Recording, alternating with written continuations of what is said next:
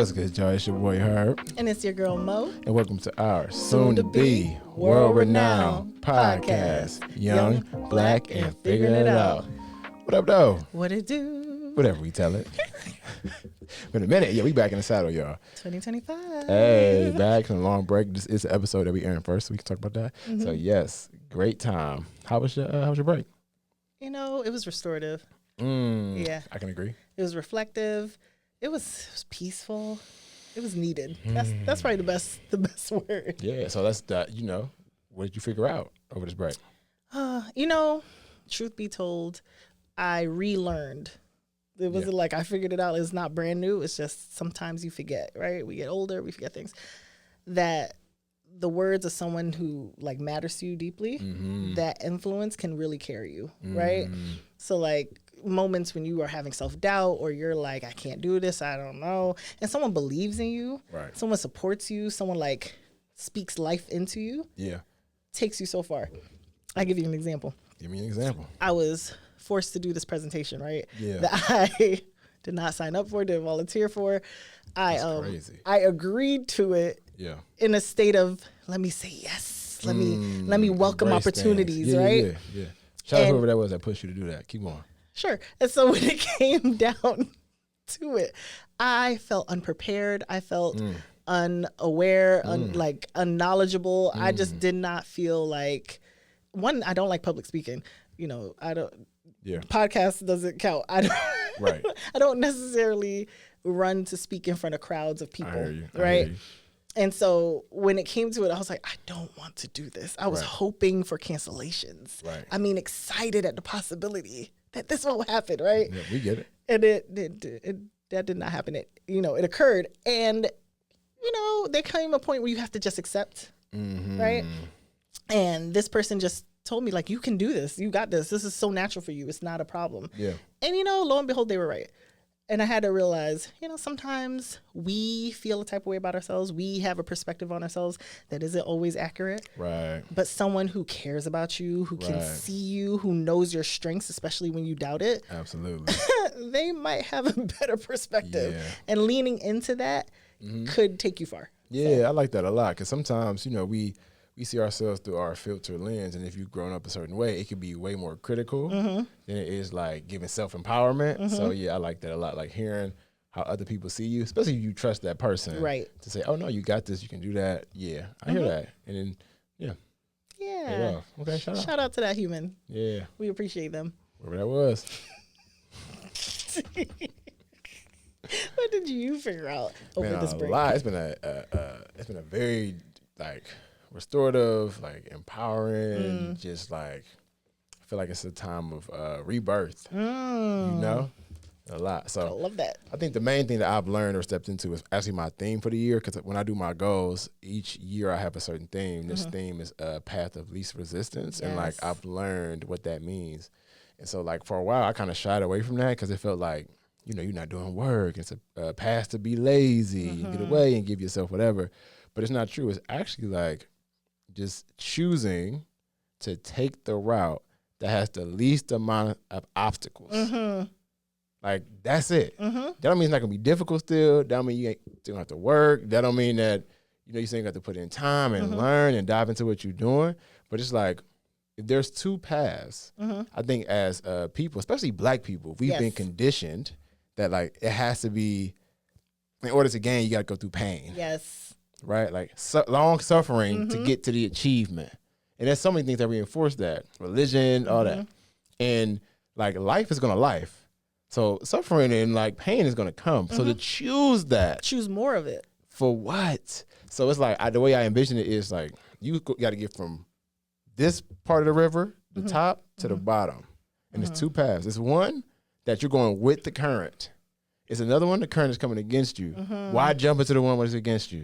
Go into the one with the flow. Yeah. And people would say, because what I'm going to learn from the one that's going against you. And it's B, I'm going to tell you to risk it. Life, you only get one life. So to risk it to where you might crash into the rocks with the other person, they can still learn. And guess what?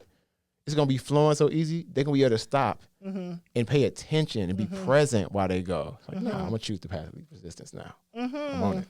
I like that. I'm hearing that you are embracing rest, because it's like you don't have to fight more or put on more. It's like, I'm going to go with what is, calling me. Yeah. And so you're able to rest in it, reflect on it, see what's going on. Yeah. And then I also hear that, you don't have to choose more lessons. Nah, because the lesson's going to come. And every lesson isn't for everybody. Yeah. So it's like, oh no, I want to take more. Every lesson ain't for you. Here's the last thing about that. And so yes, sense. rest. It's like knowing when to rest, when to go. So sometimes like I'm in a season right now where I have to push because I have to, but like I know that, but I know I also have to rest and find rest and be okay with that. Like that's a part of it. And I'm not gonna like celebrate that I've been up 7 days straight. It's like, nah, B, I'm gonna chill. But also the path of least resistance sometimes is taking like doing the hardest thing now so that later is easier. So that also is it like, I'm gonna choose the path that's easy. That's not least resistance, because that might be painful longer. Just do what's hard now. It's gonna be least resistant for you. Right. So yeah, it's been huge. Beautiful. 100%. Oh, we love this. Yeah, it's good. Ooh, isn't that exciting? Let's Man. see what this season brings. Yes. Well, speaking of resistance, in this season, we are back as always with our Being Black and White Spaces. Yes. And today's topic on the Being Black and White Spaces is navigating the attack on DEI. So here's the thing about that. For folks who don't know, diversity, equity, and inclusion is something that has been, honestly, it's been the work itself has been going on for centuries. Yeah. I'm just going to say that because there's always been a fight to get to the principles that we talk about. It might have been called something different. Yes. But the work has been going on for centuries. It really started to take form, I would say like 2010, 2011, 2012. Then, of course, like blew up after the murder of George Floyd. And since that, you know what they say, one of the things I learned in physics, every action has an equal and opposite reaction. I learned that from Hamilton. Yeah. And in the last, shout out to, that's why you got to watch stuff like that. But in the last couple years, there's been like a visceral response from people who either don't understand it or actually and explicitly want to attack it on DE&I. DE&I has almost become this buzzword that people have weaponized. Yes, very true. But when you think about it, it's like, what does that stand for? Diversity, having people from different backgrounds. We know that leads to more success. Yes. Like studies and like different people, different perspectives. Sameness, why would you want sameness? Different cultures, especially if we're looking outside of the States, like other countries have been around for years upon years upon years, and so they have different practices, different understandings, different logic on things. And a lot of what we know has been pulled from those cultures. So to shut ourselves off from it, why we do that? Don't make no sense. Equity, simply making sure everybody has the resources that they need to succeed. It's like, I have a hard time. How could you argue with that? People do. You know what I'm saying? It's like some people, we got to acknowledge, some people have started in places that let them succeed faster and earlier than others. Like if I was born into a family that had a college fund, very different than somebody who did not. Very different struggle. You feel me? So now when I graduate, I have hundreds of thousands of dollars of debt, and someone else doesn't. That's a different starting point. Very much so. And so it's like, if you have someone who maybe was an athlete, and then you have these two athletes, one has a college fund because they were born into that, and the other one does not, and they are looking for a scholarship. The other athlete with a college fund might feel it unfair that one kid got that scholarship. They don't need the scholarship, that family does, and that happens sometimes when they're like, what would be equitable is that they both are able to go to college and leave without debt. That would be fantastic. Amen. Yeah. And inclusion, which is taking it's like inclusion, belonging, these different things. It's like making sure that people at the table, right, from all those different perspectives when decisions are being made, making sure they're included. They're brought into because they can help influence the decision to do things that make sense. Yes, their voices are heard because they have a different perspective on things. And sometimes we don't notice that what works fine for us is not working best for others. Yeah. So if you don't have the other voices, you'll never know. The simple example I had used is like people built this building and they made this beautiful building. It's like people put up to this nice sidewalk. They hopped out, jumped up there, and the folks forgot to put a curb cut. And it's like, well, if you're an able-bodied person who never has to use a wheelchair, you're not gonna think about that. But if somebody who has that lens or that life experience is there, they can be, oh, B, make the curb cut. Exactly. And then you know what else? Not just people in wheelchairs going to benefit, but it might be other people who have trouble moving or being mobile be able to get on there. It helps everybody. It's like anyone pushing a stroller. That could be very helpful. People pushing groceries. It could be, riding bikes, anything. So my questions be like, how do you argue with that? But people do, to your point. And so a lot has happened since our last episode. The world is a lot going on. We the 47th president was also the 45th president is now back in office. Now, and I'm gonna tell you, he said what he was gonna do, and he meant it. So that meant, he said, I'm about to get busy. Yeah. And we chose to ignore some of those things. And bro, getting busy. And I want to be clear, we does not identify as you and I. We as a population of a people. Because he's in there. Yeah, he getting busy. So we're going to talk about what he was getting busy with. So there's two things going on. One is he, in his first couple of days, I think he signed 100 executive orders or something like that. Don't quote this, I might be wrong. One of them was an anti-DEIA bill, which did a lot of different things. But also before that, right, there was a bill that came to the House and was supported by J.D. Vance called the Dismantle DE&I bill. And essentially it did a bunch of different things that got at some of the fundamental things that we see or have seen over the last however long. And so we're going to talk about some of those and the impacts of some of those real quick. And then say, like, what can we do? Like, navigate some questions, right? So here are some of the things that came from that, right? So we've seen some bills, especially the Dismantle DE&I bill, seek to ban public colleges and universities from promoting, sponsoring, or maintaining DE&I offices. So they'll cut off federal funding, which many colleges rely on if they continue to have these offices. So whacking those. Restriction of DE&I training, especially at the federal level, but also any organization that has, again, federal funding or gets federal grants won't be eligible for those dollars. There is the elimination of DE&I related positions in offices. So if you have those kind of jobs out there, which I think was very popular, especially after George Floyd, a lot of those positions became available. So including like DE&I mandatory trainings for employees are no longer required. Keep going. And we already know about the prohibition of affirmative action and identity-based hiring. I believe they said that, that whole, you can't discriminate against people based off of their race, gender, sexual orientation, all that stuff is no longer a thing when it comes to hiring practices. That sounds safe. And then, of course, limitational initiatives in federal agencies. So he being 47, has direct, Donald Trump, he has direct oversight over federal impact over federal dollars. And so he's like, nah, if I can't get it everywhere, it definitely ain't happening here, right? So there's been a lot of responses to these things that we're going to talk about. Some companies are like, we out. Yeah, quick. It's like, you know what, it's cool. We ain't about to play with it. And you know what, though? There's multiple ways to think about that. I think there's, if it roll and scale back so fast, I do question, like, was it ever really implemented the right way? Was it really built into it? But some companies that are scaling back are Target. Target got quick. Even the last, I think it was it Pride Month, but it was like, we're going to hide the Pride stuff in the back. Okay. Walmart announced the rollback of the DE&I initiatives, which I knew they was going to do. They was getting back for that Juneteenth ice cream. Yeah, they're like, y'all wanted to get at us for this Juneteenth? We got something for y'all. You ain't getting nothing now.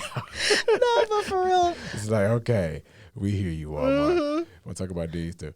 McDonald's, which I'm not surprised by, and if anyone is, I guess, but they said no more. We're done. Yeah, we got Ronald. Can't forget Meta or Facebook, which scaled back the DE&I programs as well. Which also, if you're following the news, not a surprise there. Not a surprise. We saw it coming. Yeah, amen. But for the companies that are standing strong and holding down, oh no, we talking about Costco. Costco said, "Yo, we locking in." I'm gonna tell you right now, I'm gonna get a membership. I was like, okay, I've never heard nothing bad about Costco, but after this, I'm like, I'm with you. I'm with you. Yes. And then I saw JP Morgan CEO was definitely like, nah, let them come.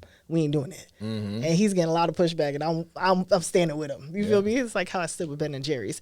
And then we got Goldman and Saks as well. Yeah, and then also Apple. Apple also doubled down. Yes, and was like, they did. Nah, we committing.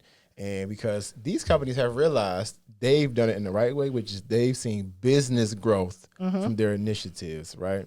They realize that it's not just like a nice thing to do. There's actually strategy behind doing things around diversifying the workforce and making sure people have resources and including people actually benefits them. I would say companies like Apple have been doing that. That's why they're so successful, you know? Yeah. So, yeah, shout out to those. So proud to be an Apple owner. Man, I love this joint. I ain't never like, hey, where's Steve at? Okay, we love some Steve. Yeah, so let's work through some of these questions, right? So we got a list of questions here. We're only going to answer a couple, but this will be an episode where we would love to have people give you feedback on this, right? Yeah. Because this is worth having a discussion about. Yeah, so first is, so think about it, because maybe let's share our experience and why we talking about this. So I think for my first real job was as a director, overseeing diversity, equity, and inclusion, or multicultural student success at that time in a higher education. It was within HR, and I was navigating that. And so I had been doing that type of work up until, well, actually very recently. I had that specific job title, and now the title is different, but it's still doing the work. So it's been years that I've been kind of leaning into this work and doing different committees and all that good stuff. Yeah. So what about you? Agreed. I was one of like the facilitators in my last job that worked through like DEI trainings for our staff on a whole, especially since we were primarily working with Black and brown youth, and the staff did not necessarily mirror the kids. So I was one of the people helping to bring up those kind of conversations, work through those problems, and it's been a work in progress. Yeah, but yeah, you did that, and then also at your new job. Oh yeah, and where I work now, I've been one of the driving team members up until recently to help bring different initiatives and ways of supporting staff, because again, we primarily work with Black and brown, but the staff doesn't reflect it. So important work, truly. Really important work. Representation matters. Yeah, so all this good work in Vermont is happening, so we continue to do that work, and it's great. Yeah. So you didn't catch that, but so. You just got it. It just hit you. I heard it, and I was like, yeah. And I was like, oh, snap. we Vermont, y'all. But, yeah, so, like, what do you think about how we can start to address or kind of act like how should people approach the rollback? Maybe it could be from any way, like you want to give, like, strategy, system, or just mentally. Oh, Lord. I think the mental side is where I lean toward most, because protecting peace is so important. And it is, I feel devastated in ways, to see people so eagerly peel it back and act as if we don't really exist, like that kind of erasure. It's very painful to hear and to see that places you've put like money into, or places you really enjoy going, or people who you thought were wonderful are just like, nah, get that out of here. So I don't know. I find encouraging others to like find their peace place, to almost shut down some of what's happening in the world as it's happening in that immediate, because it's so raw, and like taking that time to cover yourself and, stay as healed as possible, because the way we are as people, you want to naturally lash out, right? You want to scream from the rooftops, and you hope someone cares or hears, but it's showing that no one seems to, like, on a broader scheme. So. Yeah, absolutely. But I like that, like, going within yourself and like finding a space of like, all right, this might be happening externally, but what can we do internally to be able to like exist through it, right? Mentally, because it can be a large mental impact. People scaling back or rolling back or decommitting to things that are impacting your real life and your lived experience. Yeah, I'm with you on that. My answer to that question would be like, I think it's if you're in like an organization or school, wherever you work, I think that it's important to like, if you have the leverage to first, let's look at or like assess what's going to be impacted. Like for whichever way you go, right? In a lot of ways, I think it's like a lot of the reasons to, when you really look at it, it's a lot of good reasons to keep doing what you're doing, but I do understand some people not in that place, you know. But I think understanding, but also understanding not just like, you know, business wise, but also how people are going to respond to it. Because SHRM, the Society for Human Resource Management, came out and like dropped, they got rid of equity and changed to something else and got a lot of pushback, and people got rid of their memberships and all that when they announced it.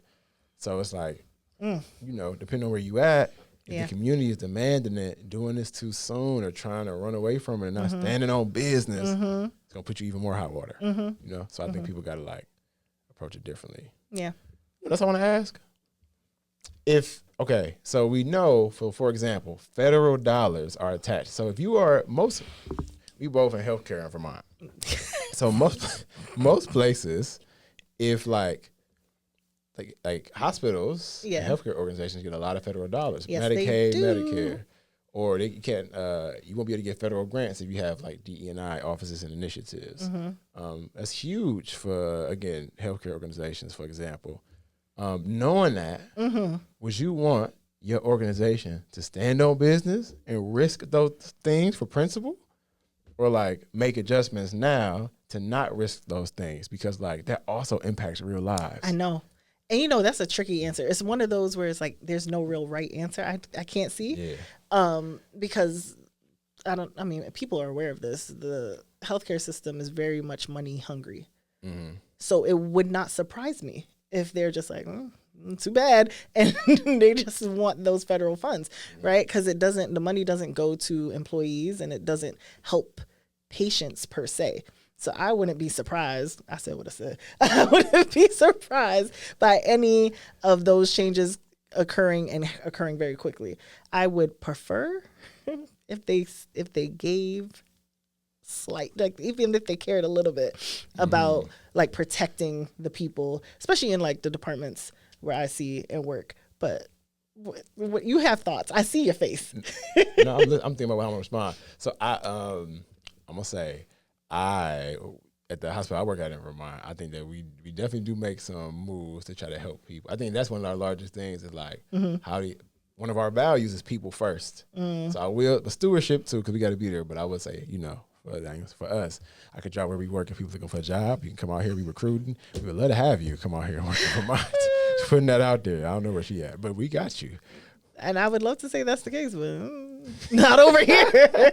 No, but to your point though, you're saying like, I think if I'm hearing you right, your point is that I heard you take a little bit of like lean into it a little bit, take a little bit of the heat. Don't take it too far, because if if you can't get Medicaid dollars, there's patients who can't. Right, it's a wrap. Right, and we need that.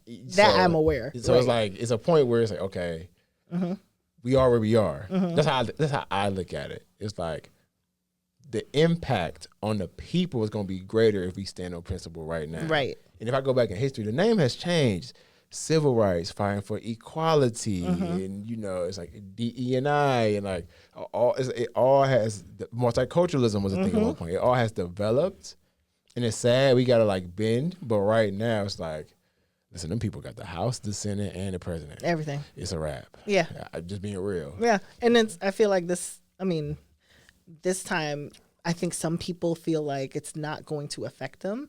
But I was watching some videos where they're like, women are also in danger. I'm like, if we have not noticed, rights are being taken away. So it's like there's so much more of us being affected than not. Yeah. I would hope. People are like, we have to actually not. Like, we can not follow through with this. We can take some of those hits. We can but. Stand on business when you can. Pressure is pressure, and find the areas we can stand on business. But it's like, bro, and them serious. Like, they not joking. Yeah. Like, listen, the Gulf of Mexico is gonna be the Gulf of America, and Canada the 55. Like, listen. Now, did people think he was joking? Because I never did. I hope they don't think he's joking. I have overheard conversations, because at that point, no one cared that I was sitting there. They were just having blatant conversations.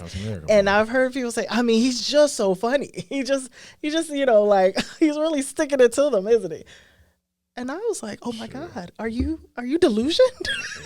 Man, He means it. He's not pretending. Nah. He's banking on us thinking he's joking. Nah. Come on. Nah, he believe what he say. And he do what he say he gonna do. That's the one thing I will say. Bro say it's a rap. Yeah. It's a rap. So Yeah. But yeah, okay. So all that to say, these things are at risk. Very much so. You know what I mean? But I think there's actually hope. I think they're the thing I'm optimistic about.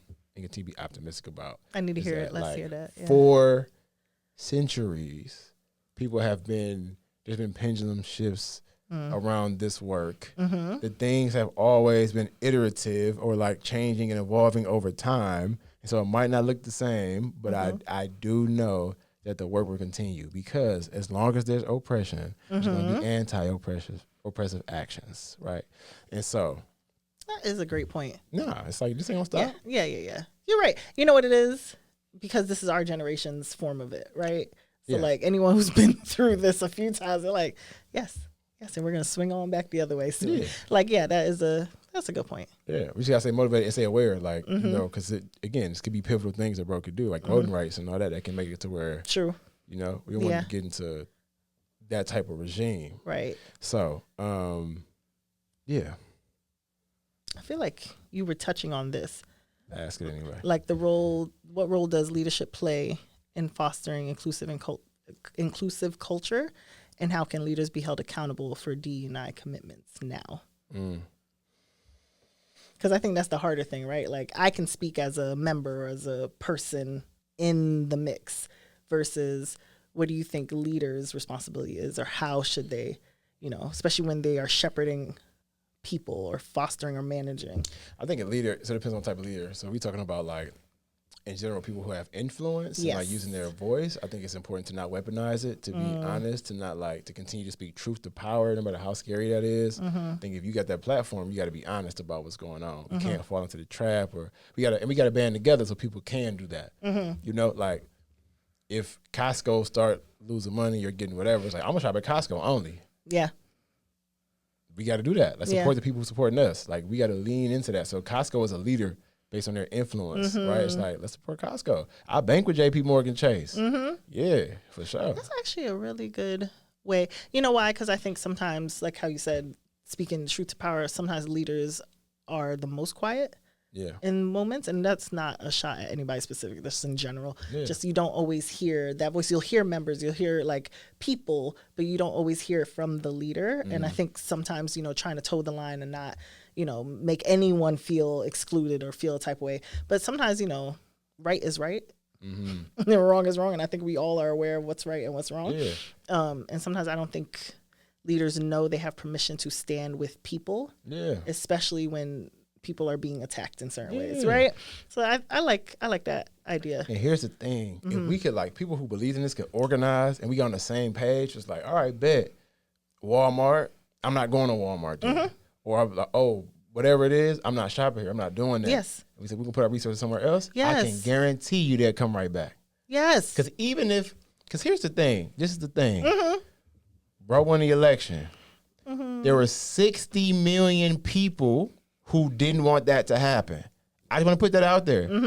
It wasn't it wasn't a blowout. It wasn't. It was a spanking though. I ain't gonna lie to you. I was about to say, wasn't it? Listen, it was a little rough. It was. Let me walk it back. But there was 60 million people. He might have had like 69. And I mean, we could add the people who also did not vote. There were, I don't know what the number is, but there was plenty who did not. Which I would say they apathetic anyway, so I don't even want y'all to pull up. But there's people who, we got to invest in the folks who supporting us so they can be rewarded for doing so. You know what I'm saying? Yeah. So that's first. And then the other thing, if you're in an organization, you're in a position of power, it's like, what talks the most? It's money. Yes. Period. If you got the resources, invest. So it's like, you can say what you want to say and not change the name, but resource the work. Right.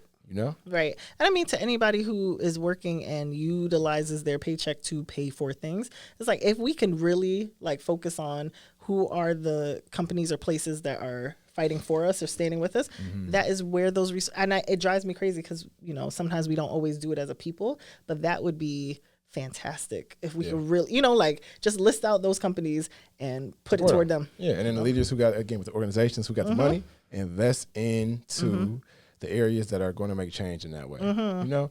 So I think if I had to like, some of I'm getting at, it's like, this is serious. This ain't for play. Right. Stuff really being impacted. People really not being able to vote. People really losing their jobs. People really can't get trained on things that impact people. Like, this is real life. And it's like, it might not affect you so you think, but it is though. Right. Like, again, Medicaid dollars, bro, that's everybody. And it's all a trickle down effect. So you might not feel it right now, but you're going to feel it. It'll get you, period. Yeah. That's a wrap. So, you know, anyway, people might be listening right now. You know what they're thinking? I know where they're talking about.